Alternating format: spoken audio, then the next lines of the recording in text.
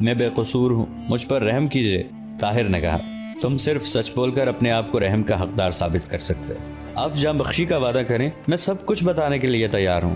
میں تمہاری جان بچانے کی کوشش کروں گا۔ بتاؤ اس سازش میں کون کون شریک ہے؟ میں نہیں جانتا۔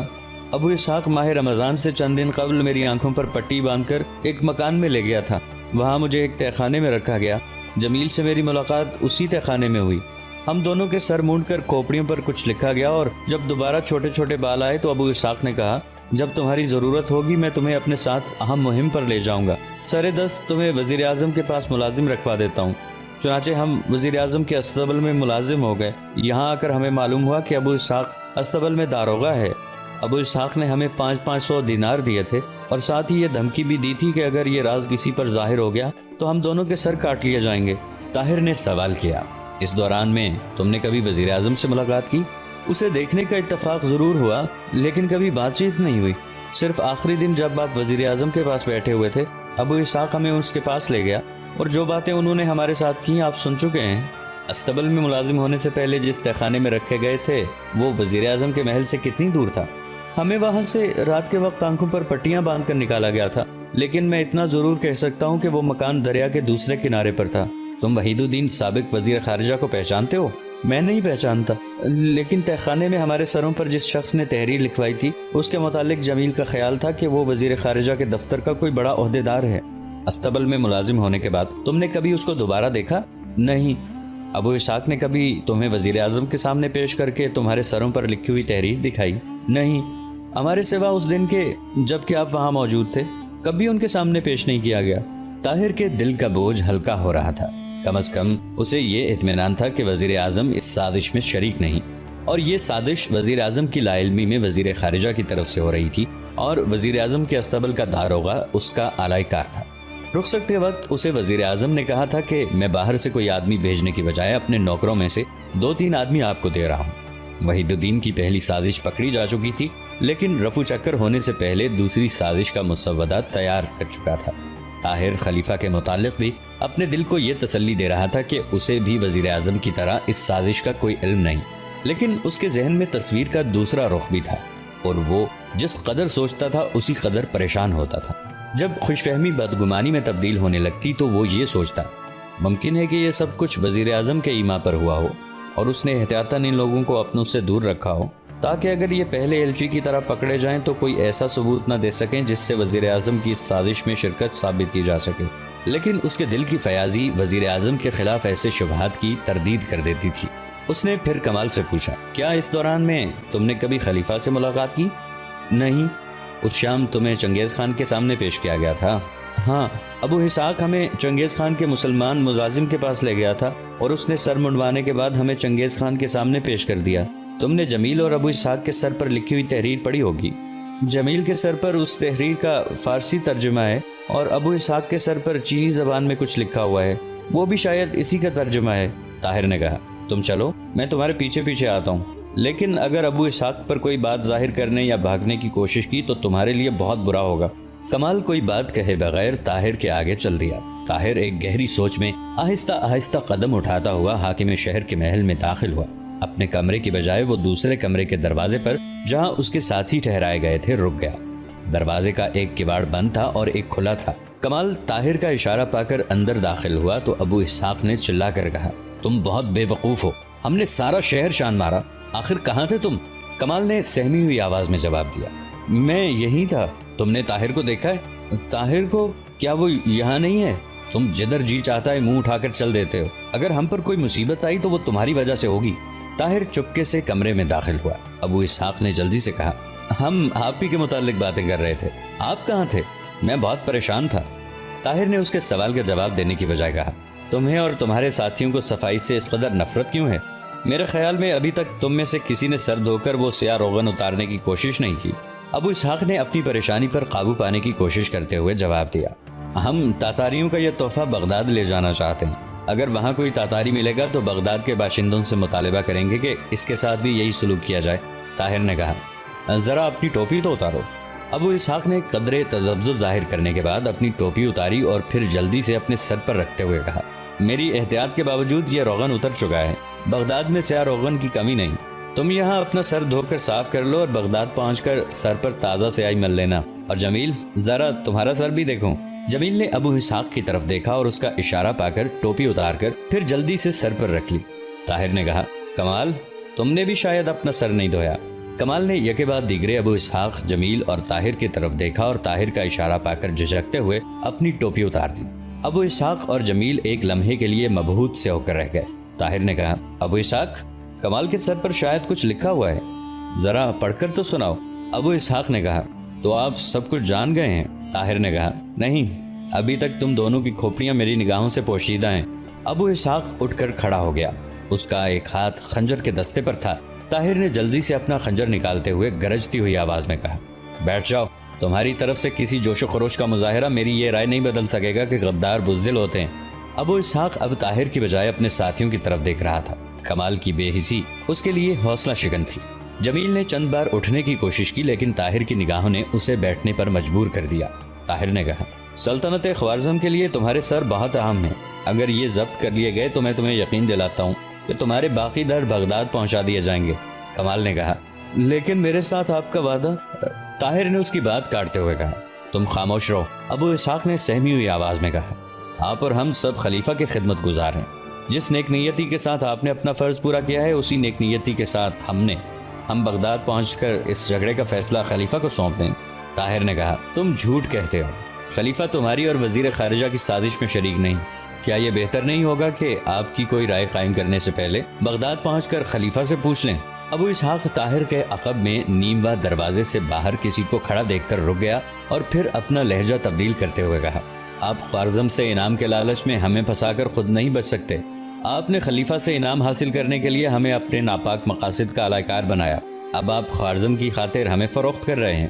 کاش ہمیں پہلے یہ علم ہوتا کہ آپ ہماری کھوپڑیوں پر کیا لکھوا رہے ہیں۔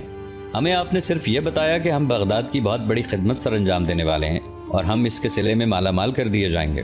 طاہر نے آگے بڑھ کر ابو اسحاق کے منہ پر ایک گھونسا رسید کرتے ہوئے کہا، خاموش ذلیل انسان، تم یہ کس پر ثابت کرنا چاہتے ہو کہ تمہاری ناپاک سازش میں بھی شریک تھا؟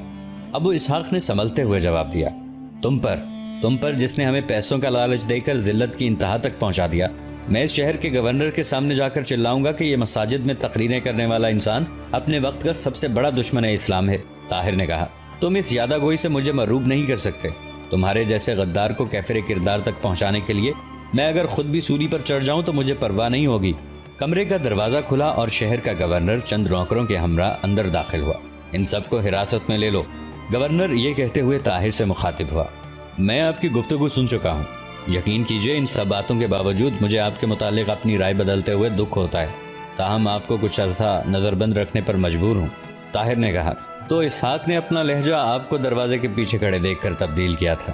مجھے آپ جہاں چاہیں لے جا سکتے ہیں، لیکن میرے متعلق کوئی رائے قائم کرنے سے پہلے آپ مجھے کچھ کہنے کا موقع دیں۔ اگر آپ اپنے ساتھیوں کے الزامات کی تردید کر سکیں تو مجھے یقیناً ایک روحانی مسرت ہوگی، لیکن ایسے سنگین مقدمے کا فیصلہ فوقاً کے حاکم اعلیٰ صادر فرما سکیں گے۔ عامل شہر نے اپنے ساتھیوں کو حکم دیا کہ وہ طاہر کے ساتھیوں کو بیڑیاں پہنا دیں اور طاہر کو ساتھ لے کر دوسرے کمرے میں چلا گیا۔ طاہر کا طویل بیان سننے کے بعد اس نے کمال کو پیش کرنے کا حکم دیا اور اس سے چند سوال پوچھنے کے بعد طاہر سے مخاطب ہو کر کہا، جہاں تک میرا تعلق ہے آپ کے بارے میں شبہات بہت حد تک دور ہو چکے ہیں، لیکن میں پہلے عرض کر چکا ہوں کہ حاکم اعلیٰ کے احکام حاصل کیے بغیر میں کوئی فیصلہ نہیں کر سکتا۔ میں آج ہی ان کے پاس اپنا ایلچی روانہ کر رہا ہوں۔ آپ کے ساتھ اتنی رعایت کر سکتا ہوں کہ آپ کو بیڑیاں نہ پہنائی جائیں، لیکن آپ کو قلعے میں نظر بند رکھنے پر مجبور ہوں۔ آپ کے ساتھیوں کو ان کے سروں کا معائنہ کرنے کے بعد قید خانے میں بھیجا جائے گا۔ شام کے وقت گورنر کا ایلچی فقند کے حاکم اعلیٰ کے پاس اس شہر کے عامل کا پیغام لے کر روانہ ہو چکا تھا۔ حاکم شہر نے اپنے مکتوب میں ملزم کی وکالت کے الزام سے بچنے کی کوشش کرتے ہوئے اس کی معصومیت کا اعتراف کیا تھا۔ قریباً 1.5 ہفتے کی نظر بندی کے بعد طاہر کو چند سپاہی تلواروں کے پہرے میں عامل شہر کے پاس لے آئے اور اس نے طاہر کو بتایا کہ فوقند کے حاکم اعلیٰ تیمور ملک کا جواب آ گیا ہے، آپ کو وہاں جانا پڑے گا۔ اور میرے ساتھی؟ حاکم شہر نے جواب دیا، وہ بہت دور جا چکے ہیں۔ آپ کا مطلب؟ میرا مطلب یہ ہے کہ تیمور ملک نے ان کی بجائے ان کے سروں کا مطالبہ کیا تھا اور میں اس حکم کی تعمیل پر مجبور تھا۔ نہیں، آپ جلد بازی سے کام نہ لیں، بغداد میں اس سازش کے تمام بانیوں کو پکڑنے کے لیے ان کا زندہ رہنا ضروری ہے۔ میں کہہ چکا ہوں کہ میں اس حکم کی تعمیل کر چکا ہوں۔ لیکن کمال اور شاید جمیل بھی اس سزا کا مستحق نہیں تھا۔ میں ان کے بدلے اپنا سر کٹوانے کو تیار نہیں تھا، اور اس کے علاوہ آپ کی بھلائی بھی اسی میں تھی۔ آپ خامخواہ اپنے ساتھیوں کو صفائیاں پیش کرنے اور تیمور ملک آنکھوں سے دیکھنے کے بعد کانوں کی تصدیق کی ضرورت محسوس کرنے کا عادی نہیں، اور اگر آپ کو یہ خیال ہے کہ کمال آپ کی صفائی پیش کر سکتا تھا تو اس کی کمی میں نے پوری کر دی ہے۔ میں نے تیمور ملک کو دوسرا خط لکھ دیا ہے۔ علاؤالدین محمد خوارزم شاہ پرلے درجے کا ضدی اور خود سر حکمران تھا۔ خوارزم شمالی اور مشرقی سرحدوں پر تاتاریوں کے اکا دکا حملوں اور لوٹ مار کی خبر سنتے ہی اس نے 2 لاکھ سپاہیوں کے ساتھ پیش قدمی کا فیصلہ کر لیا۔ جلال الدین اس کا ہونہار، ذہین، بہادر اور دور اندیش بیٹا اس تجویز کے خلاف تھا۔ اس نے امراء سلطنت کے اجلاس میں کھڑے ہو کر اپنے باپ سے کہا، اگر آپ مجھے اپنی فوج کے سپاہی کی حیثیت میں بولنے کا حق دے دیں تو میں یہ کہوں گا کہ ہمیں افواج سرحد پر جمع کر کے تاتاریوں کی پیش قدمی کا انتظار کرنا چاہیے۔ سرحد کے بعض مقامات پر ان کے دستے اگر کبھی کبھی لوٹ مار کر کے بھاگ جاتے ہیں تو اس سے ہمیں اس غلط فہمی میں مبتلا نہیں ہونا چاہیے کہ وہ کمزور ہیں۔ ان کا مقصد صرف یہ ہے کہ ہم اشتعال میں آ کر ان دشوار گزار برفانی پہاڑوں کی طرف پیش قدمی کر دیں جن کی تنگ گھاٹیاں آپ کے لیے ناقابل تسخیر قلعوں کا کام دے سکتی ہیں۔ میدان میں ہم انہیں خس و خاشاک کی طرح بہا لے جائیں گے، لیکن پہاڑی علاقے کی طرف پیش قدمی کرنا ہمارے لیے خطرناک ہے۔ وہ پیچھے ہٹتے جائیں گے اور کسی ایسے مقام پر اچانک ہمارے گرد گھیرا ڈال دیں گے جہاں ہمارے آگے پیچھے صرف تباہی ہوگی۔ تجربہ کار فوجی افسروں نے جلال الدین کی تائید کی، لیکن خوارزم شاہ نے بعض خوشامدی سرداروں کے زیر اثر اس رائے سے اتفاق نہ کیا۔ اس کی پہلی اور آخری دلیل یہ تھی کہ تاتاری ڈاکوؤں کو سزا دینے میں ہماری طرف سے کسی قسم کا تذبذب دنیا پر ظاہر کر دے گا کہ ہم کمزور ہو چکے ہیں، اور آج تک ہم نے اپنے ہر دشمن پر ثابت کیا ہے کہ ہم کمزور نہیں۔ ہمیں اطمینان ہے کہ تاتاری اگر پر لگا کر ہوا میں اڑنے لگیں تو بھی ہم ان پر غالب آئیں گے۔ جب جلال الدین کو اپنے باپ کا ارادہ بدلنے میں کسی طرح کامیابی نہ ہوئی تو اس نے کہا، اگر آپ کا یہی ارادہ ہے تو میں درخواست کرتا ہوں کہ اس مہم پر مجھے روانہ کیا جائے اور آپ باقی فوج کے ساتھ ملک کے اندر رہیں۔ خوارزم شاہ نے اپنے دور اندیش بیٹے کی یہ تجویز بھی رد کر دی اور اسے ملک کی حفاظت کا کام سونپ کر شمال مشرق کی طرف پیش قدمی کر دی۔ جلال الدین کے خدشات صحیح ثابت ہوئے۔ 2 لاکھ مسلمانوں کے سیلاب کے سامنے تاتاریوں کے منتشر دستے چاروں اطراف سے سمٹ کر پیچھے ہٹنے لگے، اور خوارزم شاہ اپنی طاقت کے نشے میں سرشار چند تجربہ کار سرداروں کے مشورے کے خلاف آگے بڑھتا گیا۔ اس کا حوصلہ بڑھانے کے لیے بعض مقامات پر تاتاریوں کی افواج معمولی مزاحمت کے بعد بھاگ نکلی۔ تاتاریوں کی اس چال نے شاہ خوارزم کو خطرات سے اور زیادہ بے پرواہ کر دیا۔ ایک صبح ایک وادی میں جس کے 3 اطراف اونچے پہاڑ اور ایک طرف گھنا جنگل تھا، خوارزم کی افواج کا تاتاریوں کے چند دستوں سے تصادم ہوا۔ تاتاری مدافعانہ جنگ لڑتے ہوئے جنگ کی طرف ہٹتے گئے، اور باقی 3 طرف کے پہاڑوں پر تاتاریوں کا ٹڈی دل لشکر نمودار ہونے لگا۔ خوارزم شاہ نے اپنی غلطی کا احساس اس وقت کیا جب چاروں طرف سے تیروں کی بارش ہو رہی تھی۔ اس تنگ میدان میں ترک نیزہ بازوں کو اپنے جوہر دکھانے کا موقع نہ ملا۔ گھنے جنگل کے سوا ان کے لیے کوئی جائے پناہ نہ تھی۔ تیروں کی بارش کے علاوہ تاتاریوں کے بے شمار دستے پہاڑوں سے نیچے اتر کر خوارزم شاہ کی افواج میں تباہی مچا رہے تھے۔ اس تباہی سے بچنے کے لیے ترک افواج نے جنگل میں پناہ لینے کی کوشش کی، لیکن یہاں بھی ہر درخت کے نیچے ایک تاتاری تیر انداز موجود تھا۔ تیسرے پہر تک خوارزم کی افواج نے تاتاریوں سے تمام جنگل کو صاف کر دیا اور تاتاری پہاڑوں پر سے آہستہ آہستہ غائب ہونے لگے، لیکن ترکوں کے نقصانات اس قدر زیادہ تھے کہ شام کے وقت خوارزم شاہ کی فوج کے افسر میدان میں لاشیں گننے کے بجائے زندہ آدمیوں کی گنتی کر رہے تھے۔ اس تباہی کے بعد خوارزم شاہ کو اپنی رہی سہی افواج کے ساتھ آگے بڑھنے کی ہمت نہ ہوئی، اور جب وہ واپس آ رہا تھا تو اسے راستے میں یہ خبر ملی کہ شمال کی طرف سے تاتاریوں کا لشکر فوقند کی طرف پیش قدمی کر رہا ہے۔ فوقند کے حاکم اعلیٰ تیمور ملک نے یہ کہلا بھیجا کہ اس وقت میرے پاس 5000 سپاہی ہیں، تاہم مجھے یقین ہے کہ میں ایک مدت تک تاتاریوں کا طوفان روک سکوں گا، لیکن اگر سلطان مجھے 20,000 سپاہیوں کی کمک بھیج دیں تو ممکن ہے کہ عالم اسلام کے متعلق تاتاریوں کے ارادے ہمیشہ کے لیے بدل دوں۔ خوارزم شاہ گزشتہ جنگ میں غیر متوقع تباہی کے باعث اس قدر بدحواس ہو چکا تھا کہ اس نے غصے سے کامتے ہوئے تیمور ملک کا خط پھاڑ ڈالا اور ایلچی سے کہا، اگر تیمور ملک یہ سمجھتا ہے کہ وہ ہماری نسبت زیادہ تجربے کار ہے تو وہ بیوقوف ہے۔ لیکن بعض افسروں کے سمجھانے پر خوارزم شاہ نے تیمور ملک کو یہ پیغام بھیجا کہ میں 20,000 سپاہی بھیجنے سے پہلے یہ دیکھنا چاہتا ہوں کہ تم اپنے 5,000 سپاہیوں سے تاتاریوں کو کب تک روک سکتے ہو۔ فوقند کے قید خانے میں طاہر کو 2 مہینے گزر گئے۔ قید خانے کے داروغہ سے اس نے بارہا یہ درخواست کی کہ اسے شہر کے حاکم اعلیٰ کے سامنے پیش کیا جائے لیکن اسے ہر بار یہ جواب ملتا تھا کہ جب انہیں فرصت ہوگی وہ خود بلا لیں گے۔ طاہر نے داروغہ سے خط لکھنے کی اجازت طلب کی، لیکن اس نے جواب دیا کہ جاسوسی کے جرم میں گرفتار ہونے والوں کے لیے یہ سہولت مہیا نہیں کی جا سکتی۔ طاہر کو کسی دوسرے قیدی سے ملنے کی اجازت بھی نہیں تھی۔ وہ قید خانے سے باہر دنیا کے تمام حالات سے بے خبر تھا۔ وہ بے قرار ہو کر دن میں کئی مرتبہ یہ سوچتا، آخر مجھے اب تک کیوں نہیں بلایا گیا؟ قید خانے سے باہر کیا ہو رہا ہوگا؟ کیا تاتاریوں نے حملہ کر دیا ہے؟ حاکم اعلیٰ کو میرے متعلق سوچنے کی فرصت کیوں نہیں ملتی؟ کیا وہ میرا بیان لیے بغیر مجھے عمر قید کی سزا دے چکے ہیں؟ ایک دن چند سپاہی اسے ننگی تلواروں کے پہرے میں قید خانے سے نکال کر فقن کے گورنر تیمور ملک کے محل میں لے گئے۔ تیمور ملک ایک خوشوزہ اور خوش اخلاق آدمی تھا۔ اس کی شجاعت اور شرافت کی داستانیں دور دور تک مشہور تھیں۔ اس نے نہایت اطمینان سے طاہر کی سرگزشت سنی۔ طاہر نے اپنا بیان ختم کرنے کے بعد خوارزم کے سفیر کو وہ خط پیش کیا جس میں اس نے طاہر کی نیک نیتی پر اعتماد ظاہر کیا تھا۔ اس خط میں صلاح الدین ایوبی رحمۃ اللہ علیہ کی تلوار کا بھی ذکر تھا۔ تیمور ملک نے کچھ دیر سر جھکا کر سوچنے کے بعد اپنی عقابی نگاہیں ڈالتے ہوئے کہا، جہاں تک میری رائے کا تعلق ہے، میری رائے تمہارے خلاف نہیں، لیکن سلطان معظم کا حکم ہے کہ اس قسم کے سارے مقدمات ان کے پاس بھیجے جائیں۔ تمہاری گرفتاری کی اطلاع ان تک پہنچ چکی ہے اور میں ان کے حکم کا انتظار کر رہا ہوں۔ طاہر نے کہا، مجھے قید میں 2 مہینے گزر چکے ہیں، مجھے یہ بھی نہیں معلوم کہ دنیا میں کیا ہو رہا ہے۔ میں بہت جلد بغداد پہنچنا چاہتا ہوں، وہاں کے لوگوں کو صحیح حالات سے باخبر کرنے کی ضرورت ہے۔ میرا دل گواہی دیتا ہے کہ تاتاری آپ کی سلطنت پر کسی دن اچانک حملہ کر دیں گے، اور مجھے یقین ہے کہ بغداد کی مداخلت یہ حملہ روک سکے گی۔ اگر یہ نہ ہو سکا تو کم از کم خوارزم کی مدد کے لیے بغداد کے لوگوں کو منظم کر سکوں گا۔ مجھے صرف چند دن کی رخصت دیں، میں وعدہ کرتا ہوں کہ میں بغداد کے لوگوں تک پیغام پہنچا کر آپ کے پاس حاضر ہو جاؤں گا۔ ایک قیدی کی زبان سے ایسی درخواست آپ شاید مزے کا خیز سمجھیں، لیکن میں آپ کو کس طرح یقین دلاؤں کہ میں ایک مسلمان ہوں اور مسلمانوں کی عزت اور آزادی کو اپنی جان سے زیادہ عزیز سمجھتا ہوں۔ خدا کے لیے میرے وعدے پر یقین کیجئے، ورنہ کم از کم مجھے فوراً خوارزم شاہ کے پاس ہی بھیج دیجئے۔ تیمور ملک نے جواب دیا، نوجوان، تاتاریوں کے ساتھ ہماری جنگ شروع ہو چکی ہے اور اب تک تو ہماری بدترین شکست کی خبر شاید بغداد بھی پہنچ چکی ہو۔ ممکن ہے کہ اسلام پر کفر کی پہلی فتح کی خبر سن کر خلیفۃ المسلمین کے محل میں چراغاں بھی کیا جا چکا ہو۔ ان حالات میں یہ سمجھتا ہوں کہ اگر تم نیک نیت ہو تو بغداد میں خلیفہ کا محل تمہارے لیے فوقن کے قید خانے سے زیادہ خطرناک ہوگا۔ انہوں نے تم سے جو کام لینا تھا وہ لے چکے ہیں، اب شاید وہ تمہارے زندہ رہنے کی ضرورت محسوس نہ کریں، اور سلطان معظم کے دل و دماغ پر تازہ شکست نے جو اثر کیا ہے اس کے پیش نظر میں خطرہ محسوس کرتا ہوں کہ شاید وہ جاسوس کا لفظ سننے کے بعد تفصیلات میں جانا پسند نہ کریں۔ شکست کی خبر سن کر طاہر ایک لمحے کے لیے ششدر رہ گیا۔ اس کی حالت اس شخص کی سی تھی جسے نیند کی حالت میں سمندر میں پھینک دیا گیا ہو۔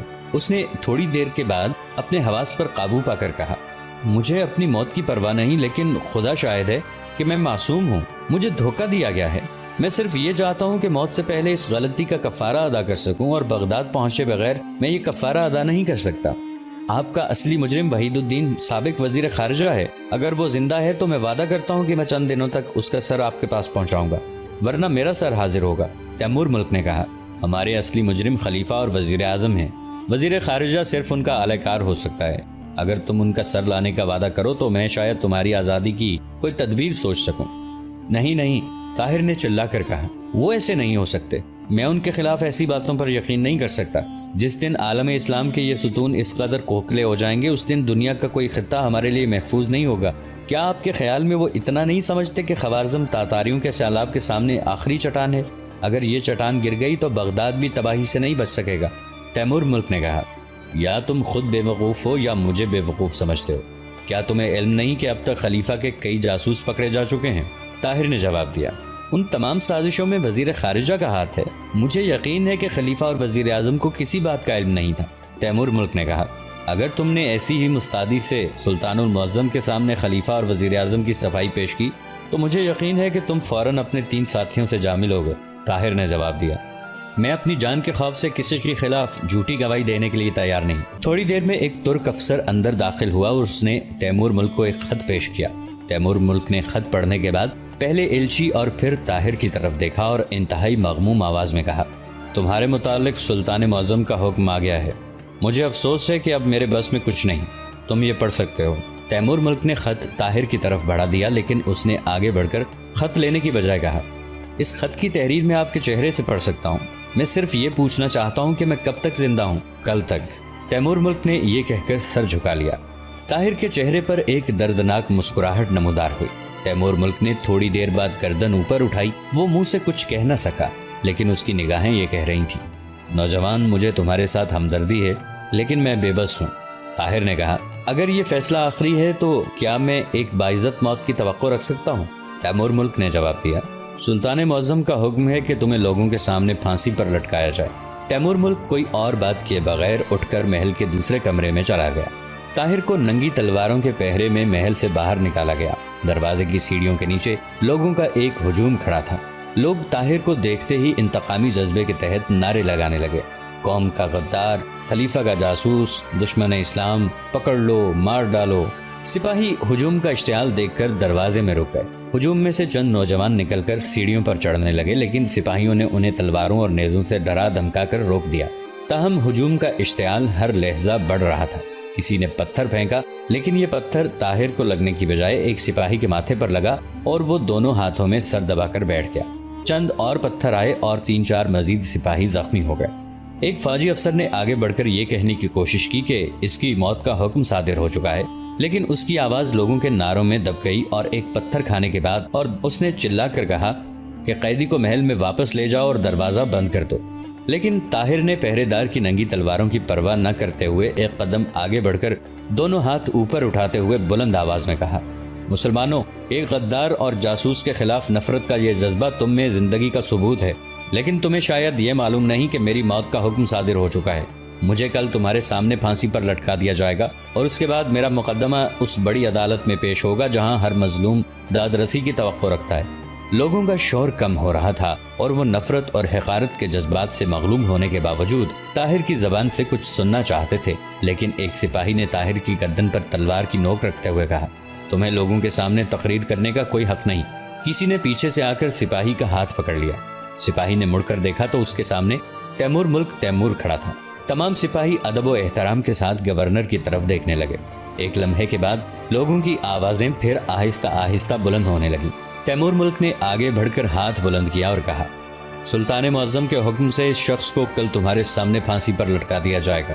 کیا ایک شخص جو صرف ایک دن کا مہمان ہے تمہاری طرف سے بہتر سلوک کا حقدار نہیں؟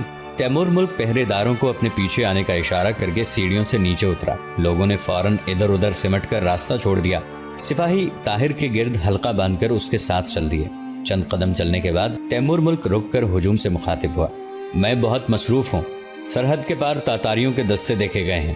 مجھے ڈر ہے کہ جنوب کے اور شہروں کی طرح وہ فوقند پر بھی اچانک حملہ نہ کر دیں، اس لیے یہ نعرے لگانے کا وقت نہیں، تلواریں تیز کرنے کا وقت ہے۔ تم نے میرے 2 سپاہیوں کو زخمی کر دیا ہے، تم جانتے ہو کہ میرے پاس زیادہ سپاہی نہیں۔ اب اگر تم یہ وعدہ کرو کہ تم راستے میں سپاہیوں کو تنگ نہیں کرو گے تو میں واپس جا کر زیادہ اہم امور پر توجہ دے سکوں گا، ورنہ مجھے قید خانے تک ان کے ساتھ جانا پڑے گا۔ ایک نوجوان نے بلند آواز میں کہا، بھائیو، یہ کیا حماقت ہے؟ ہم ایسے نازک موقع پر اپنے محبوب حاکم کا وقت ضائع کر رہے ہیں۔ اب تمہاری تسلی ہو چکی ہے کہ مجرم کو عبرتناک سزا ملے گی، اب تم کیا چاہتے ہو؟ چلو یہاں سے۔ لوگ چھوٹی چھوٹی ٹولیوں میں منتشر ہونے لگے۔ تیمور ملک نے محل کی طرف لوٹتے ہوئے سپاہیوں سے کہا، قیدی کو کسی قسم کی تکلیف نہ ہونے پائے۔ آسمان پر بادل چھا رہے تھے، شمال کی سرد ہوا سے طاہر کا جسم ٹھٹر رہا تھا۔ ایک سپاہی نے اپنی پوستین اتار کر طاہر کے کندھوں پر ڈال دی۔ طاہر نے اس کی طرف احسان مند نگاہوں سے دیکھا اور پوستین اتار کر واپس کرتے ہوئے کہا، شکریہ، ایک دن کے مہمان کو اس کی ضرورت نہیں۔ اگلے دن برف باری سے فوقند کے بازاروں میں ردائے سیمی بچھی ہوئی تھی۔ طاہر قید خانے سے باہر ایک چبوترے کے اوپر کھڑا تھا۔ اس کے ہاتھ پیچھے کی طرف مضبوط رسی سے جکڑے ہوئے تھے، اس سے 2 قدم آگے پھانسی کا پھندا لٹک رہا تھا۔ ارد گرد کھلے میدان میں برف باری کے باوجود سینکڑوں آدمی جمع تھے۔ موت کو اس قدر قریب دیکھنے کے باوجود طاہر کے چہرے پر ایک غیر معمولی سکون تھا۔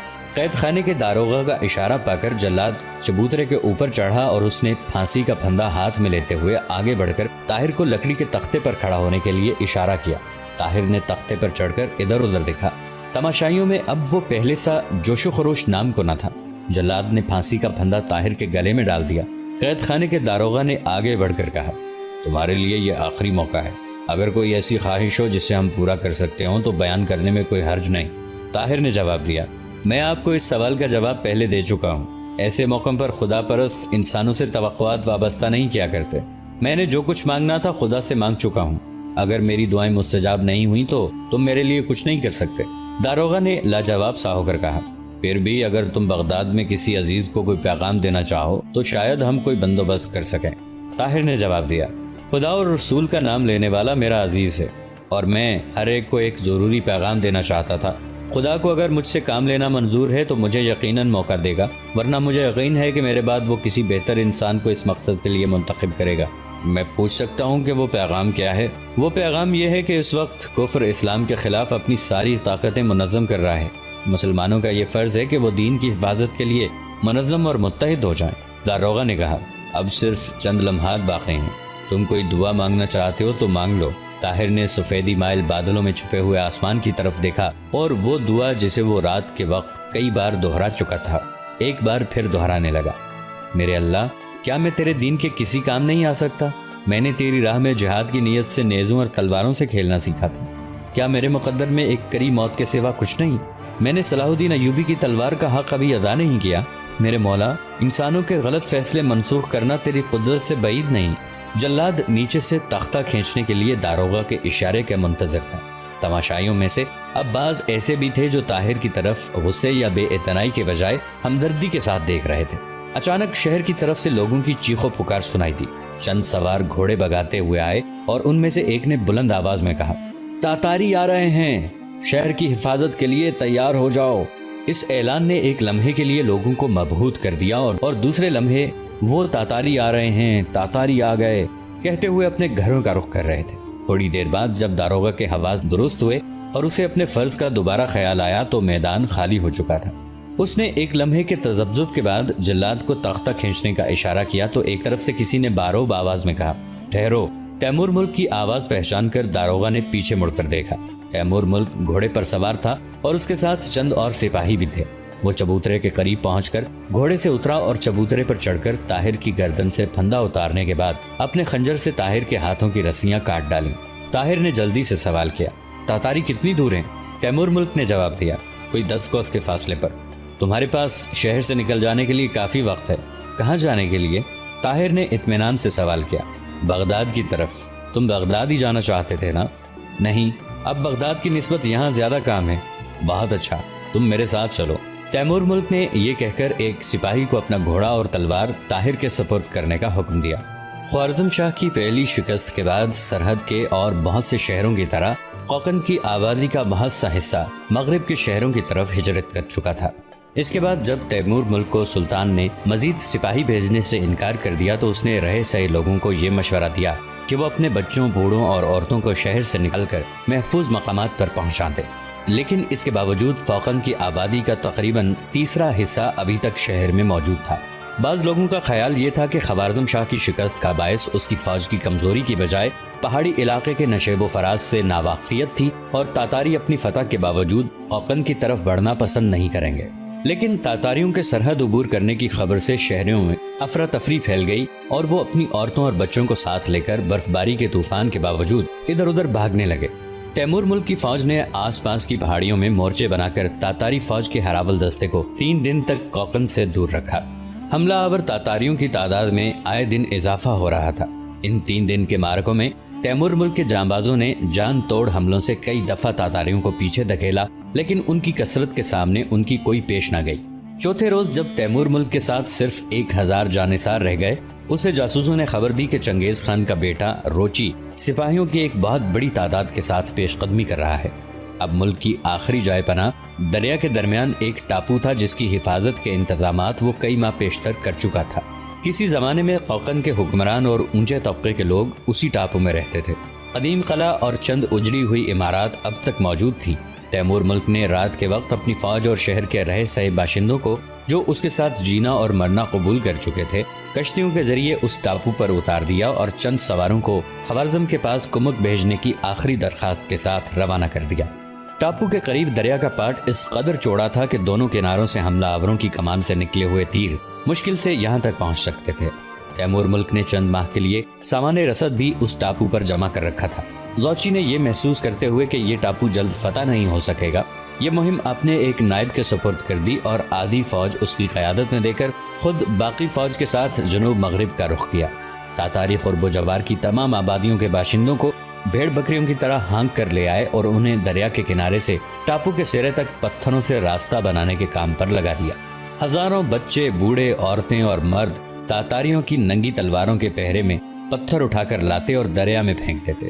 دریا کے کنارے سے پتھروں کا یہ راستہ آہستہ آہستہ ٹاپو کی طرف بڑھنے لگا۔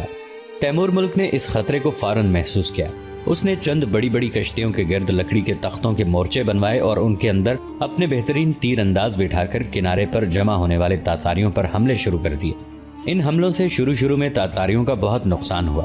بعض اوقات جان کے خوف سے راستے کی تعمیر کے لیے پتھر اٹھانے والے لوگ تاتاریوں کو کشتیوں پر حملہ کرنے والوں کی طرف متوجہ پا کر اچانک ان پر پتھروں کی بارش شروع کر دیتے تھے اور اس کے بعد زندگی اور موت سے بے پرواہ ہو کر دریا میں چھلانگیں لگاتے تھے۔ کسی کی جان حملہ آوروں کی کشتیوں کے باعث بچ جاتی اور کوئی تیر کر جزیرے تک جا پہنچتا، لیکن اکثر دریا کی موجوں یا تاتاریوں کے تیروں کا شکار ہو جاتے۔ ان مشکلات پر قابو پانے کے لیے تاتاری کشتیوں کے خلاف منجنیقیں استعمال کرنے لگے۔ منجنیق سے پتھر کی بجائے وہ کھولتے ہوئے تیل یا جلتی ہوئی گندک کی ہانڈیاں پھینکتے اور کشتیوں کو آگ لگا دیتے۔